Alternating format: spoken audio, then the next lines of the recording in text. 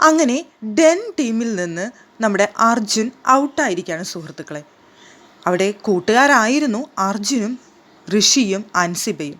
പക്ഷേ ഇന്നത്തെ വഴക്കിന് ശേഷം ആരുമില്ലാത്ത സമയത്ത് അൻസിബയും ഋഷിയും ഇരുന്ന് സംസാരിക്കുന്നുണ്ട്. അർജുൻ എന്തിനു വിശ്വസിച്ചു, അർജുൻ പറയുന്നത് എന്തിനു കേട്ടു എന്നൊക്കെയാണ് ഇവരിരുന്ന് സംസാരിക്കുന്നത്.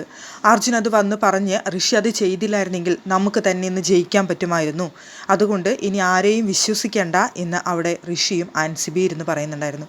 ഈ റൂമിൽ നമുക്ക് കൂട്ടായിട്ട് വേണ്ടിയിരുന്നത് റോക്കി തന്നെയായിരുന്നു. നമ്മൾ 3 പേരും തന്നെയായിരുന്നു ഈ റൂമിൽ ബെസ്റ്റായിട്ടുള്ള ആൾക്കാർ. പിന്നെ ഒരാഴ്ച കഴിഞ്ഞ് വന്ന് കയറിയ വ്യക്തിയാണ് അർജുൻ. അപ്പോൾ ഇനി നമുക്ക് അത്ര വിശ്വസിക്കണോ വേണ്ടയോ എന്ന് നമുക്കറിയില്ല. എന്തായാലും നമുക്ക് 2 പേർക്ക് മാത്രമേ ഇനി വിശ്വസിക്കണ്ടൂ. അർജുൻ കൂടെ നിൽക്കുന്നതാണെന്ന് നമുക്ക് തോന്നിയാൽ ഓക്കെ, ഇല്ലേ ഇല്ല, അത്രയേ ഉള്ളൂ എന്നാണ് അവർ പറഞ്ഞത്. അപ്പോൾ അർജുനിലുള്ള വിശ്വാസം 2 പേർക്കും നഷ്ടപ്പെട്ടിരിക്കുന്നു. എന്തായാലും സംഭവം കൊള്ളാമല്ലേ. ഫ്രണ്ട്ഷിപ്പൊക്കെ ഒന്ന് പറഞ്ഞ് നല്ല കൂട്ടായിട്ട് ബിഗ് ബോസിനുള്ളിൽ തുടരാൻ കഴിയില്ല എന്നതിന് ഏറ്റവും വലിയ തെളിവാണിത്. പക്ഷേ അർജുൻ ഒരിക്കലും അവിടെ ഋഷിയെയും അൻസിബയെയും ചീറ്റ് ചെയ്തിരുന്നില്ല. അവിടെ ഒരു ഗെയിം കളിച്ചു നോക്കിയതാണ് അർജുൻ, പക്ഷെ ആ ഗെയിം ചീറ്റിപ്പോയി.